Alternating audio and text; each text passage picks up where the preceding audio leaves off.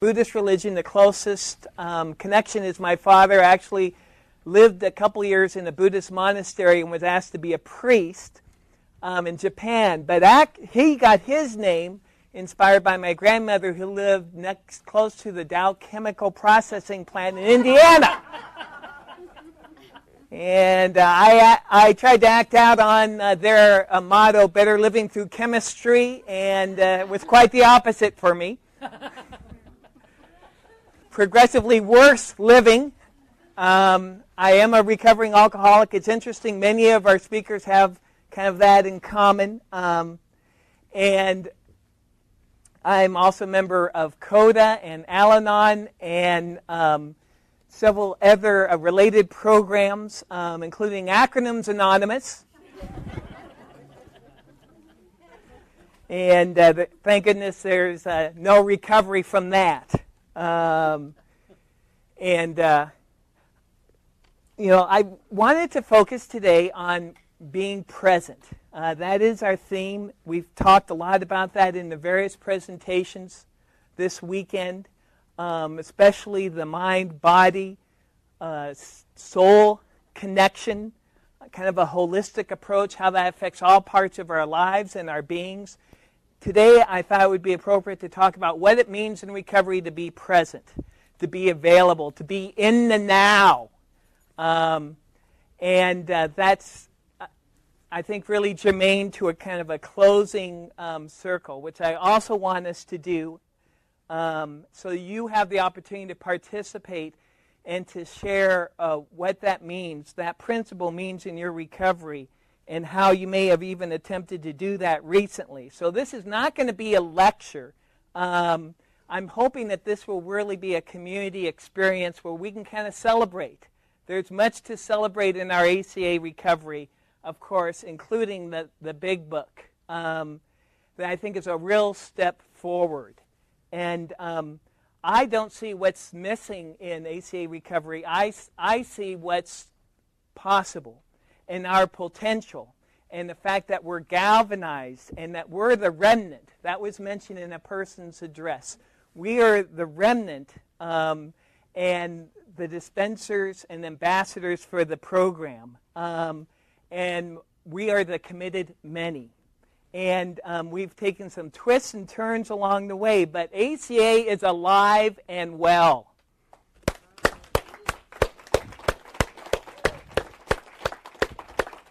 It sure is in my recovery, and I want to talk a little bit about that before we do our closing confirmation, affirmation together.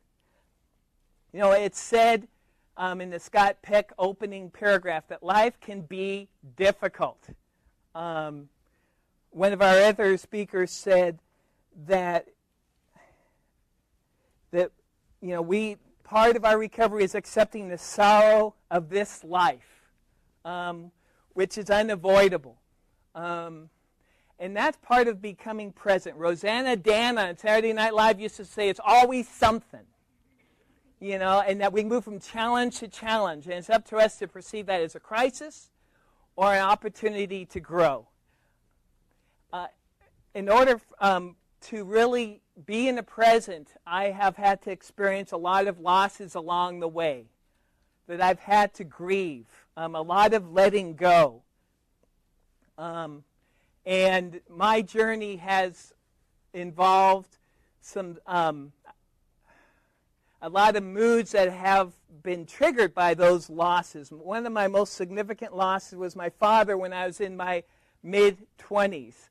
And as I hinted, he had the same name as I did, so to see my name etched on that gravestone was rather startling to me, and a reminder of my own mortality, and it was like I lost a piece of who I was when my father died, because in a lot of ways our lives paralleled each other, and as someone else had mentioned, I was afraid I was becoming him, and he did not die a happy, serene man. There was a lot of angst and commotion in his life. And I was afraid that was going to be my fate. He lost his faith when he was in the ministry, training to be in the ministry. over a woman. So he had some addiction issues, and that woman became his higher power. And the rest of his life, he was an agnostic.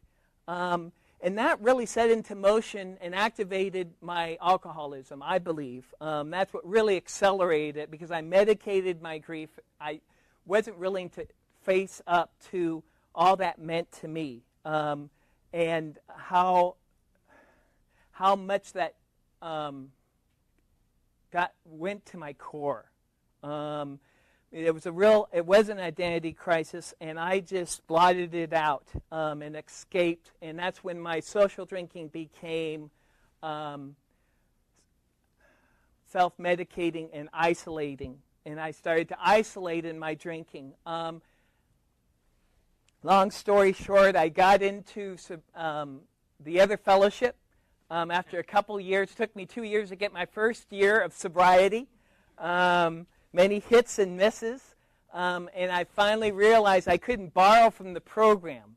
I couldn't go on little vacations from the program and come back without being worse for wear. All these half measures that I took, I was chemically dependent back in those days. It was a euphemism for not, admitting to the disease and taking that first step. I always had to cushion it. Yes, but. Yes, I qualify, but I'm different. And it was a futile attempt at self-management and self-help that eventually caused me to hit bottom, go to AA my first year, go to those 90 meetings in 90 days, then look at my emotional recovery through ACA. Then I was ready to go the full 9 yards and to discover the causes behind my alcoholism. And that was the hard part for me. And it was retreats like this that helped me connect and feel a part of. Through the years, my 18 years, I have been mood challenged. I love these euphemisms. And I've had my bouts of sadness and depression and anxiety. It comes with the territory for most of us. And, they seem to come out of nowhere.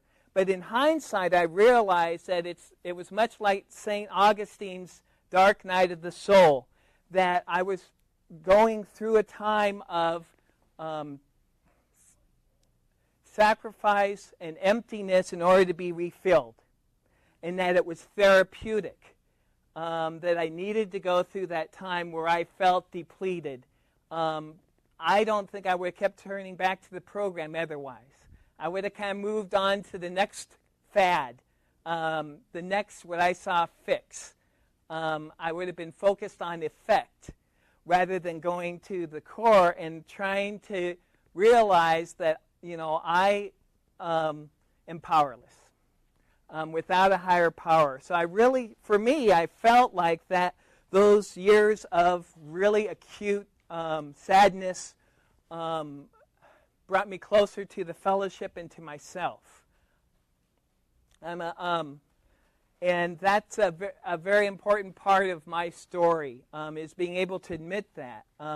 And I remember going to a seminar about 3 years ago, and people were asked how many had experienced a clinical depression within the last 6 months, and more than 80% of the people in the room raised their hands.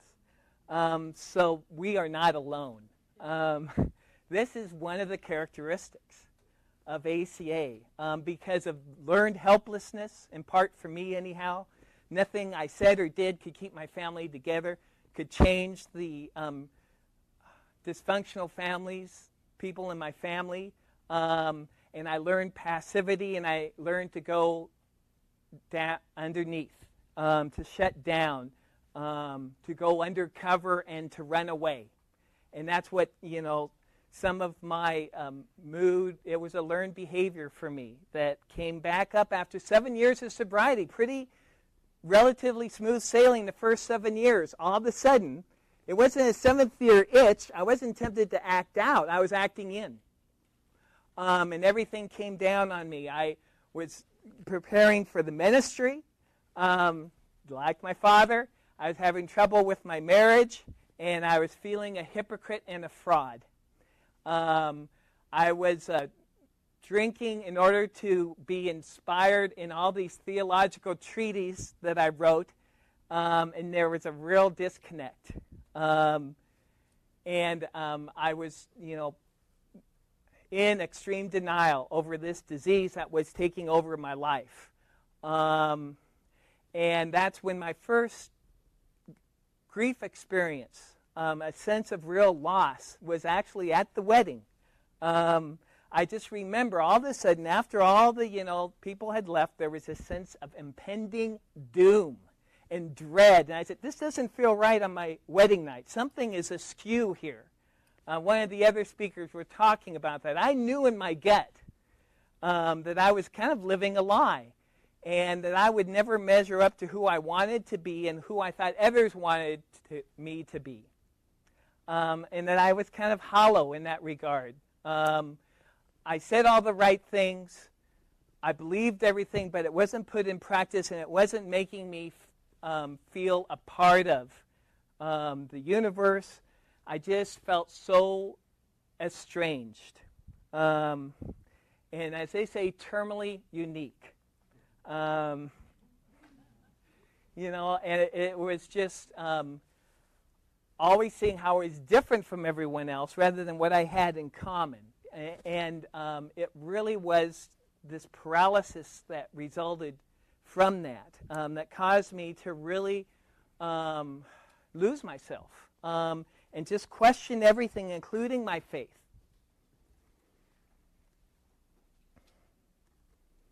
And I have since kind of managed those moods in a variety of ways, and part of it has been just grieving, understanding in ACA how the past influences the present without attaching blame, because I think choice does come in, and responsibility. I don't fault my parents. As often people say, eventually they did the best they could with what they had.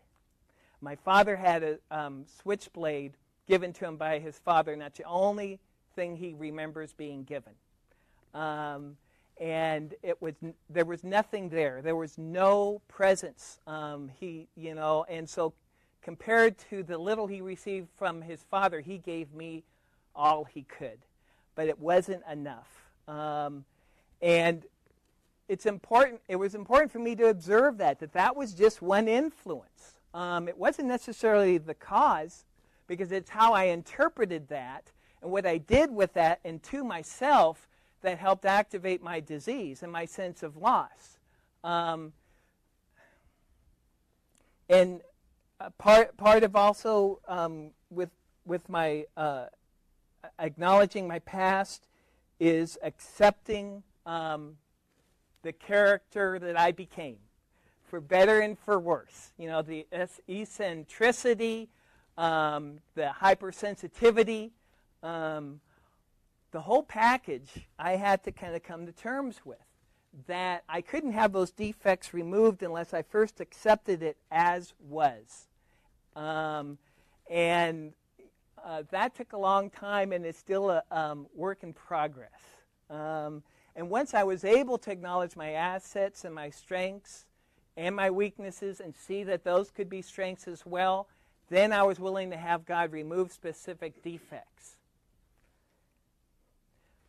And it was real important for me in not attaching blame is to just observe and to kind of detach.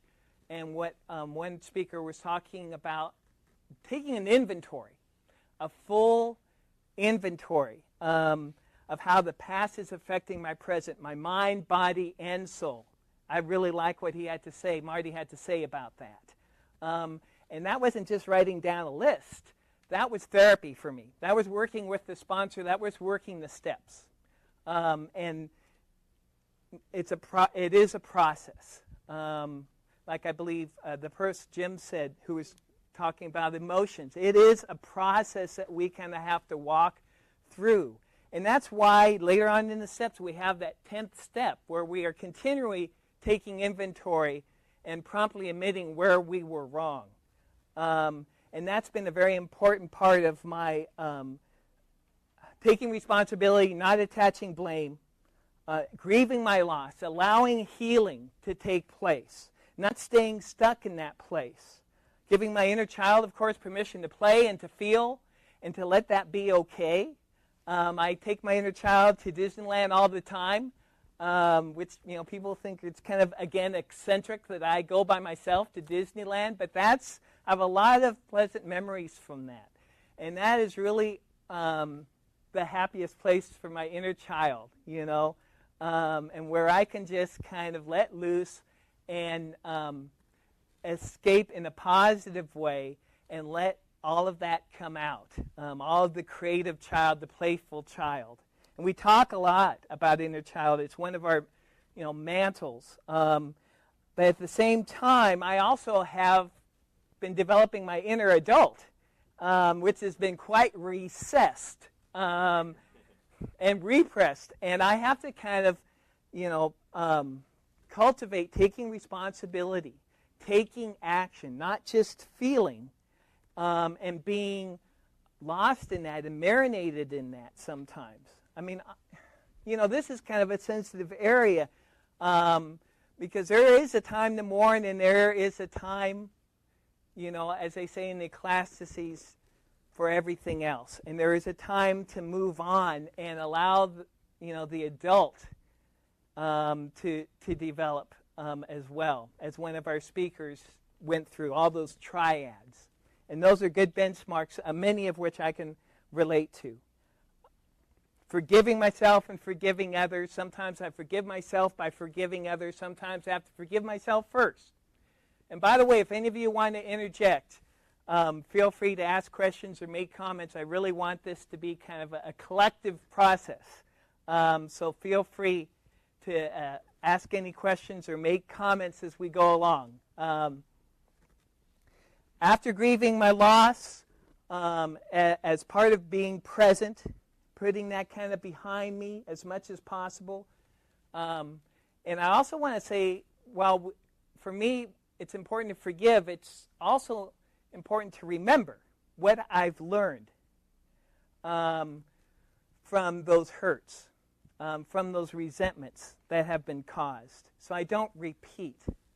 So I don't reenact that again in my next experience with a new relationship, for example. Because if we forgive and forget, then we're kind of destined to recycle. I am anyhow. So I really try to learn and to gain insight. And then one thing that's been really important during these mood shifts that I've encountered over the years, to learn how to tolerate distress and know that there is no quick fixes, there's no escape routes that I can exercise. I don't know how you tolerate distress, but I don't do it very well. I go into hiding sometimes. I engage in avoidance behaviors.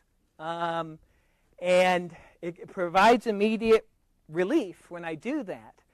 But I don't learn new coping behaviors whenever I avoid. So I have to come back to reality eventually. And that's where it gets difficult. So kind of knowing that this too shall pass, that I can do some things to take care of myself so it doesn't get the best of me, helps me to tolerate my distress, to practice prayer, having a kind of ongoing conversation with my higher power, not just always vomiting everything, and asking for things from God, but listening to God and God's wisdom and what God might lead me to do. And sometimes it's just waiting. Sometimes it's just allowing God to speak through others. But that's an important part of getting through those hard times that we all have, where we start to kind of lose some hope. And one thing that I've learned as far as my feelings is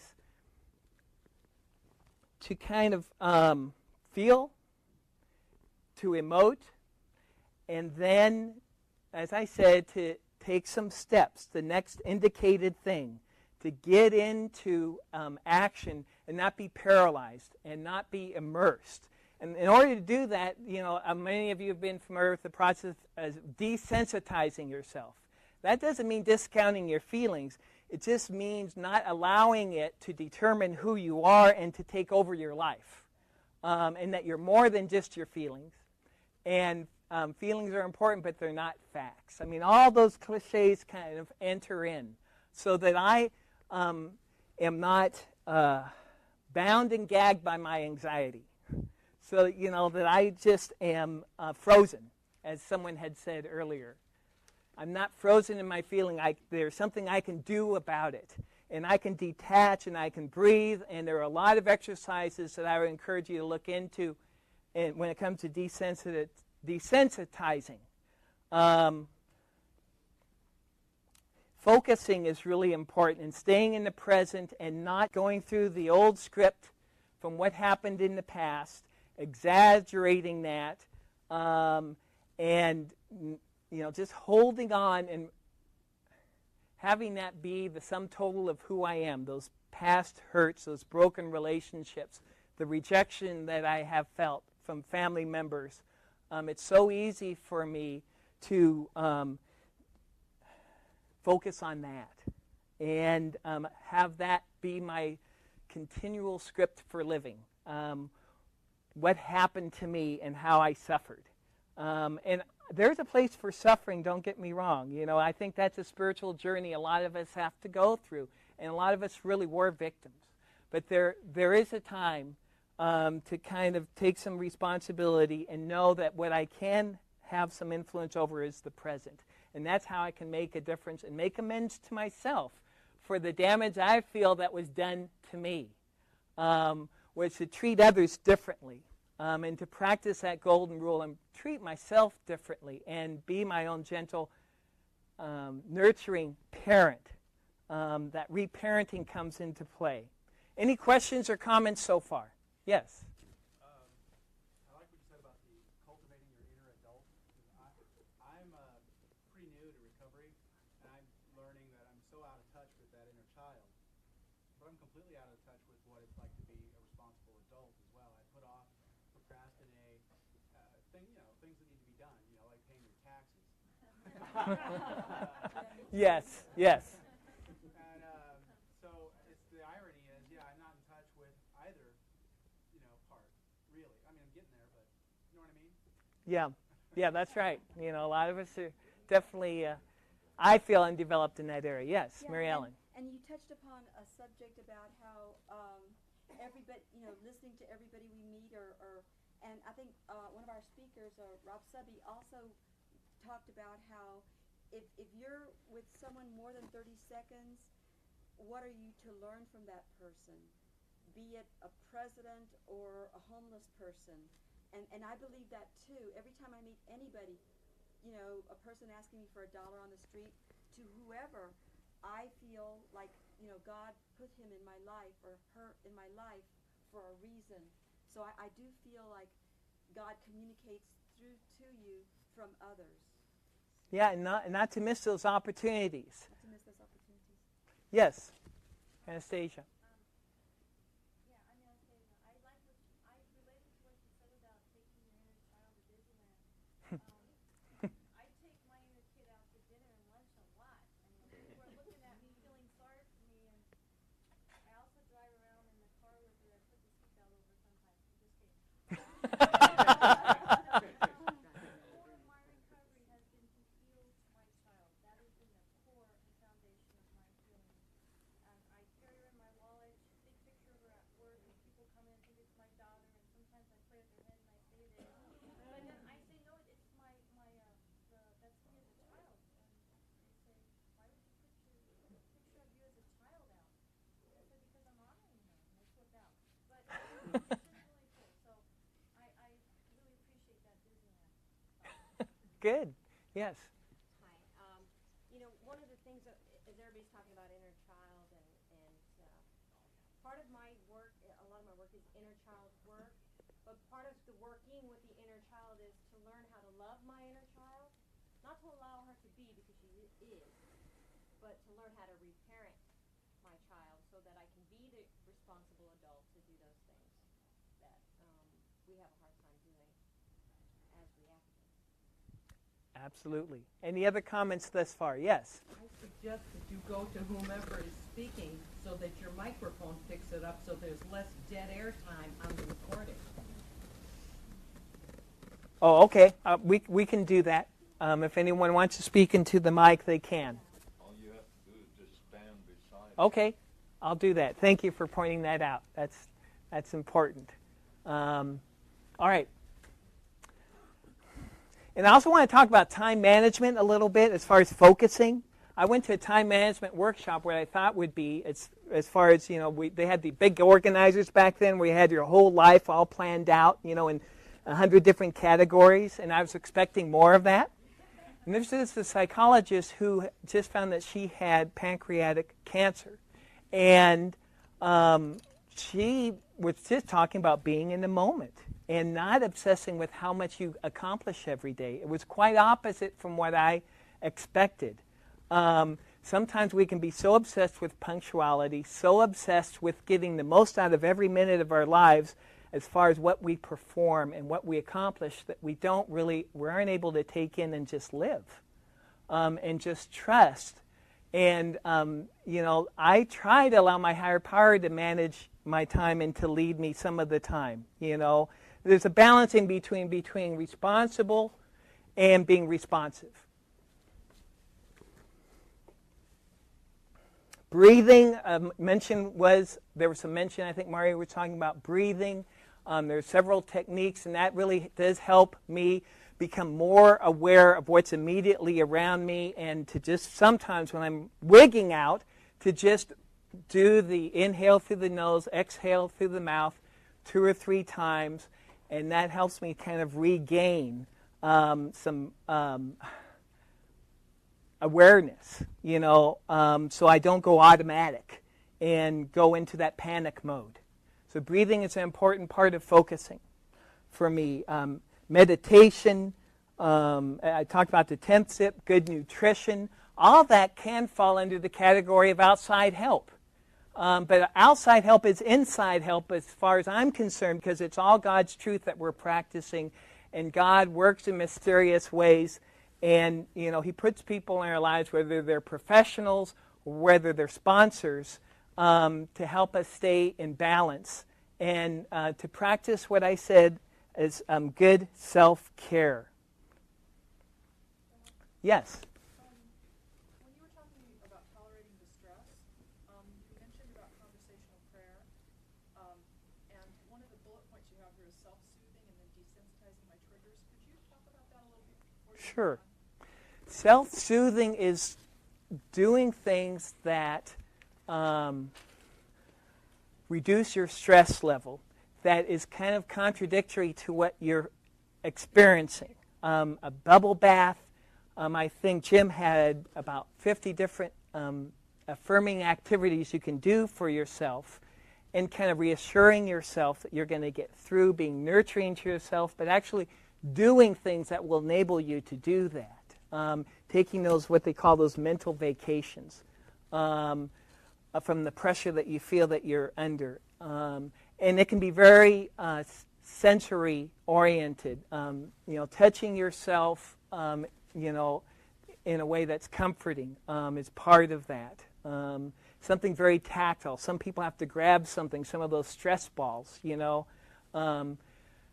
That's self-soothing is a very important part of being able to tolerate stress and to get through. And as far as desensitizing from triggers, understanding what is a trigger for you, doing that as a part of your inventory and in your therapy, and what your role is to diffuse that trigger from causing the same chain of events that leave you feeling crappy. Detachment helps for me. Observing helps. Otherwise, it becomes a runaway situation, and I end up collapsing in a period of sadness, or I have an anxiety attack if I can't. And there's whole books on desensitizing, and some of those are listed at the bottom. But it really isn't. Sometimes there's a difference, I think, between cause and trigger. If you lose a loved one, that is going to cause you to go through a grief cycle. if you lose your keys and it ruins your week, that's a trigger. And there are some more notes up on the front if anyone doesn't have my notes. And the one thing I want us to do together today is to celebrate our recovery. I think we fail to do that sometimes, and we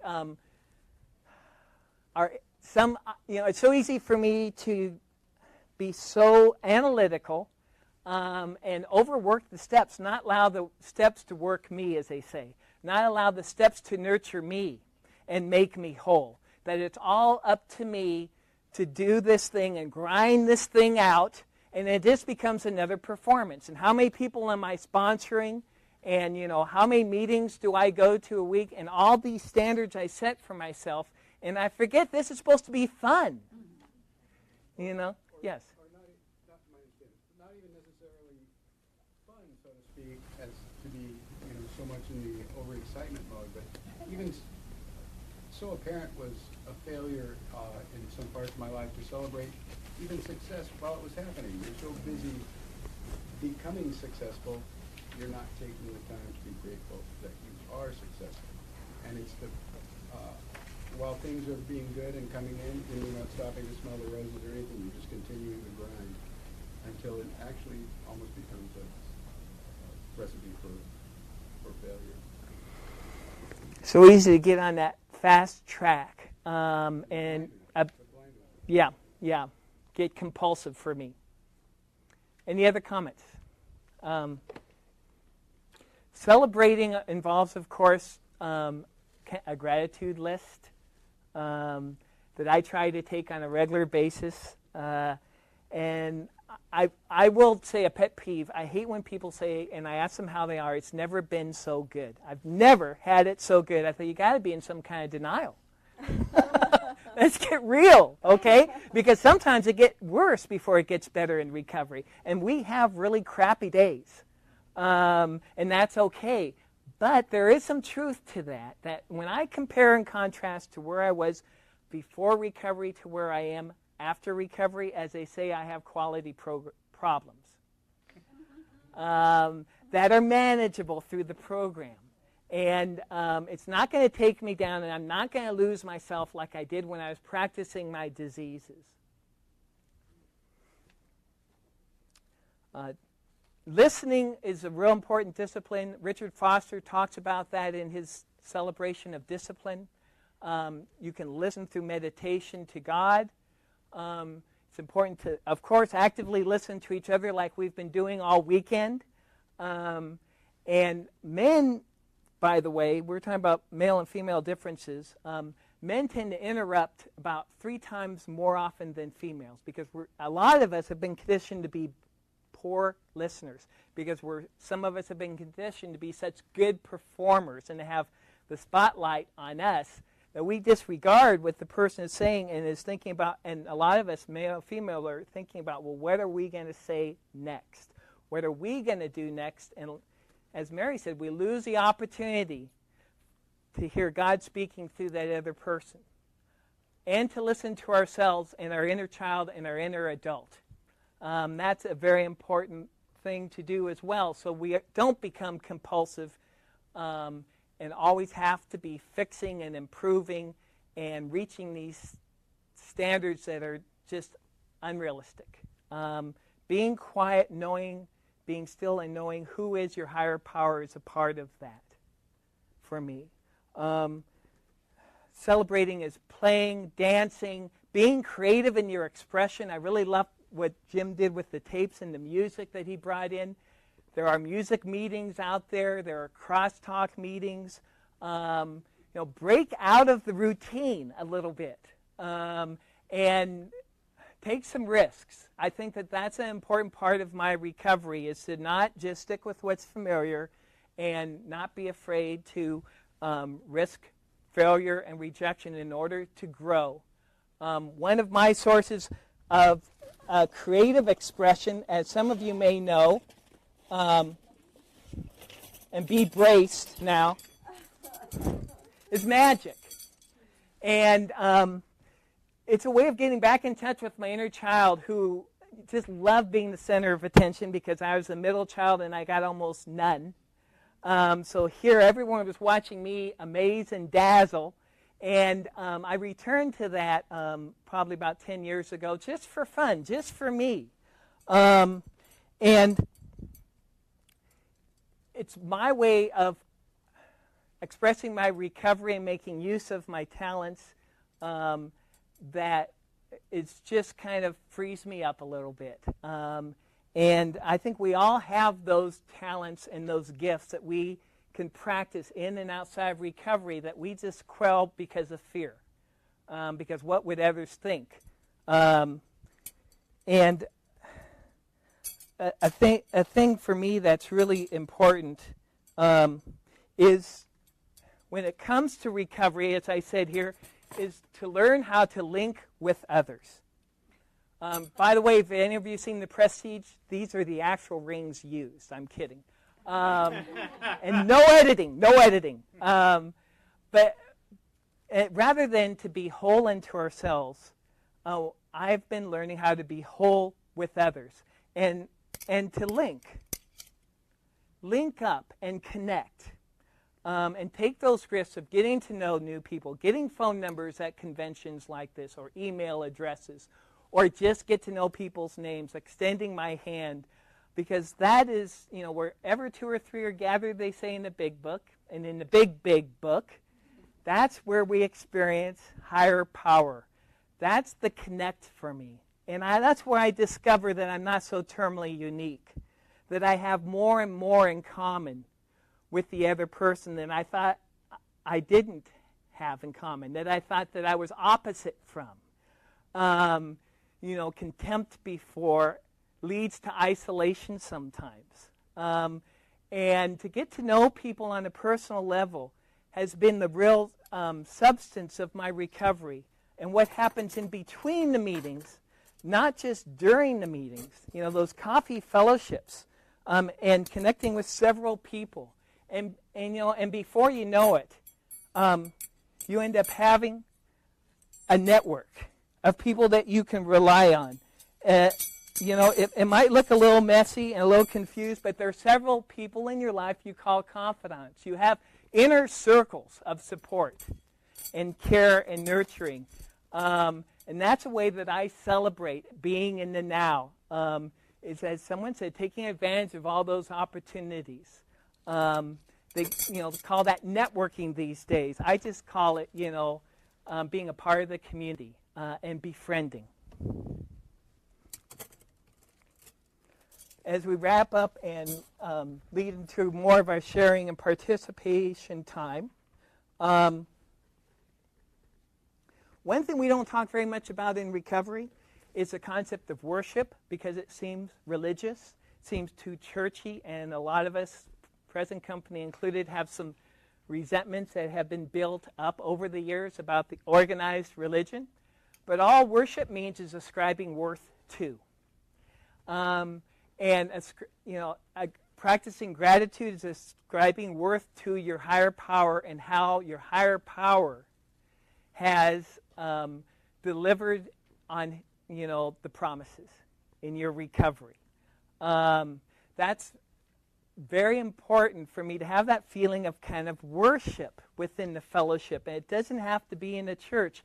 It's just people who bring higher power into their sharing and acknowledge that, the higher power is the foundation and the defense against practicing those old diseases.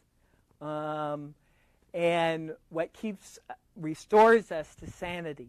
So, I'd like you to think about how you could bring a sense of worship into your life, whether it's devotions, meditations, reading daily affirmations, or whether it's in a group of people like a closing circle. That can really be a powerful experience. And they have had music, and they have, like I said, music meetings. There's been dancing meetings. There's all kinds of opportunity to tap into this with, if you're not comfortable going back to church. The big book says some of us do, some of us don't, but we can still experience that sense of worship and spiritual community.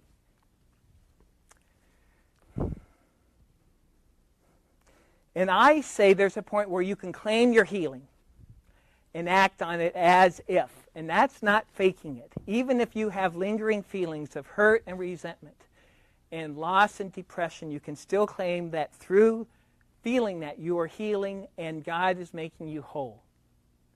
Realizing that, a lot of this healing is provisional and it comes and it goes. And it's in waves and it's not even all the time. When we engage in contrary action, for example. Any other comments? Yes.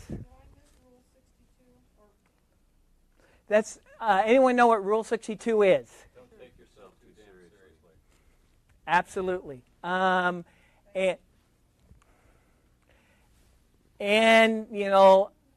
that applies across the board for me. Not taking life too seriously as I do my recovery. But that gives me some perspective that helps me know that what I feel won't last forever, and it will change and it will get different. If nothing else, guaranteed when you're in recovery, things will get different. In either direction, but eventually it does lead, I think, to making amends with yourself and making amends with your higher power and having a better connect with the universe if you want to get grandiose and discovering a purpose for yourself.